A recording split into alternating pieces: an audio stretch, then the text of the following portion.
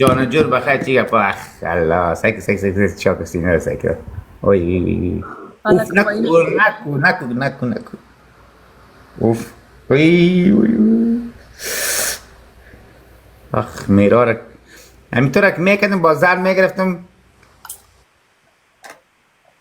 کدن ما آسان نیست که هر کس مرم بکنه. سلمان خان هم خود رو نکرد سلمان خانم میگیرم اونمو یا هیچ.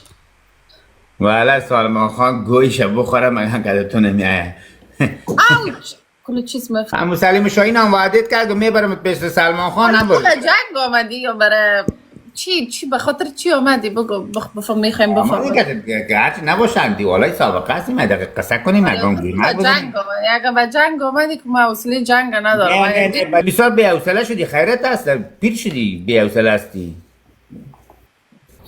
تو هر چقدر لاچ کردی اون وقت بی گفتر شدی پت میکنی جنگ نکن کدام. حالا جنگ ندارم من گپ زده رئیستم کجا جنگ دارم چی من یاد داده رئیستم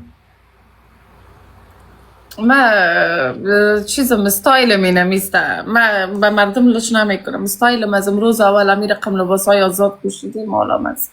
این به خاطر مردم نیست. من که کالای خانه میم ما آمدگی نمیگیرم مثل دیگرها ولی کلمه لایف برم.